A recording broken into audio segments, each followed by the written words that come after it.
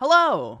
So you've just started Dawntrail, you enter Tuliolol, and you see people drawing fan art of their warriors of light, and you think to yourself, I want to do that. So you became a PICTOMANCER. PICTOMANCER is a really fun caster DPS that uses a paintbrush. It's by far one of the prettiest jobs in the game, and is also one of the most hard-hitting jobs in the game. PICTOMANCER starts at level 80, so you have a lot of your kit already unlocked. But before we begin, I want to make a quick disclaimer. My Idiot's Guides explain the different weapon skills, spells, and abilities of different jobs. I might touch upon the opener and rotation, however if I do, I will not be discussing it in detail. These guides are meant for you to learn what each individual button does and how it's used or how it flows with others. If you want to see a more in-depth look at the rotation or opener, let me know in the comments, and if the demand is there, I'll possibly make a follow-up video that goes through it in depth. Thank you for your understanding. Now let's start with your main spells and your palette gauge. Every time you cast one of your main DPS spells as a PICTOMANCER, you'll gain Aetherhues.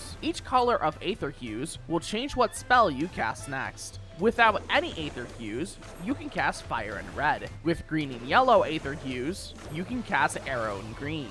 And with blue and magenta Aetherhues, you can cast Water and blue. Water and blue will increase your palette gauge by 25 and give you 1 white paint, which is used on Holy in White, an instant cast spell. The AoE versions of your Aetherhues are the same, except they have the number 2 in their name, with Water 2 and blue giving the exact same amount of palette gauge and 1 white paint. You might have noticed that each Aetherhue has 2 colors associated with it. Well, when your palette gauge hits 50, you can use Subtractive Palette. This will give you 3 stacks and swap the colors, which will allow you to access the other spells. Each of these spells has a slightly longer cast time and recast time, but do a lot more damage, so keep that in mind when casting. Without any Aetherhues, you can cast Blizzard and Cyan. With green and yellow, you can cast Stone and yellow, and with blue and magenta, you can cast Thunder and magenta. Thunder and magenta will give you another white paint. Like before, the AoE versions just have the number 2 in their name. Thunder 2 and magenta also gives 1 white paint. At level 90, using Subtractive Palette will give you monochrome tones, which will change 1 white paint into 1 black paint.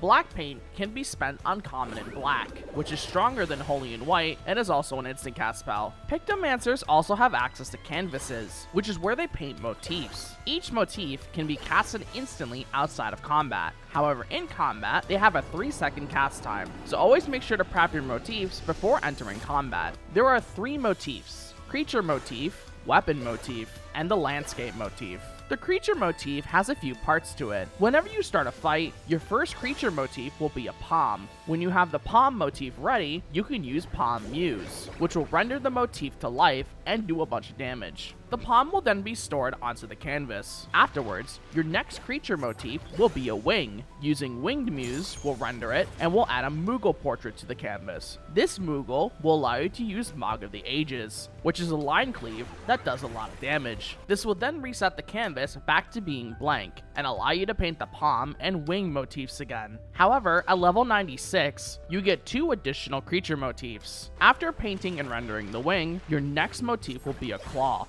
Using Clawed Muse will render it and add a claw to the canvas, along with the palm and wing. Then, you'll have your last creature motif, which is Maw. Using Fanged Muse will render it and add a Medine to the canvas. This Medine will change Mog of the Ages to Retribution of the Medine, which is another line cleave that does an insane amount of damage. From here on, you can keep casting the different motifs in order. You can use Mog of the Ages when you paint the Moogle, and Retribution of the Medine once the Medine is painted. Before we go on, if you're enjoying this video so far, I highly suggest you subscribe and leave a like, as it helps a lot. If you want to support me even further here on YouTube, you can hit the join button and become a member. It's only $1 a month and anything helps. If you want to support me elsewhere, you can also join my Patreon. While I am still new to Patreon, I will be giving my members the ability to vote on which guy to make next. I'll still keep the YouTube comments in mind, but for the most part, I'm leaving it up to them to decide what job guide I do. I also stream on Twitch and YouTube almost every week, so if you want to watch me live, be sure to check out the Twitch link in the description below or look out for my streams on YouTube. Thanks so much for your support. Anyways, moving on to the weapon motif, there's only one,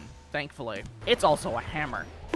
Rendering the hammer using Striking Muse will give you 3 stacks of hammer time, which you can use on Hammer Stamp. Despite you literally holding the hammer, you do not need to be in melee range with it. Hammer Stamp will also always be a critical direct hit, and it's AoE. At level 86, when you use Hammer Stamp, it'll change to Hammer Brush, then it's a Polishing Hammer. You can use each of these moves at range as well. They're also guaranteed critical direct hits and are AoE. Finally, let's talk about the landscape motif. There's also only one, which is the Starry Sky. Rendering the Starry Sky with Starry Muse will give you and nearby party members a 5% damage buff for 20 seconds. Starry Muse will also give you a buff called Subtractive Spectrum, which allows you to use Subtractive Palette without any cost of the palette gauge. At level 82, whenever you use Starry Muse, it'll give you 5 stacks of Hyperphantasia and will make a big ring on the ground. This is pretty much Picto's version of Ley Lines. With these 5 Hyperphantasia stacks, you can cast 5 spells with 25% reduced cast time, but only when inside of the ring. If you move out of the ring, your cast time will return to normal until you step back in. Once you use all 5 stacks, the ring will disappear. At level 92, you'll get Rainbow Drip. Whenever you use all 5 Hyperphantasia stacks, you'll be able to use Rainbow Drip as an instant cast spell. Rainbow Drip normally has a 4-second cast time. It'll also give you 1 white paint when you use it. At level 100, when you use Starry Muse,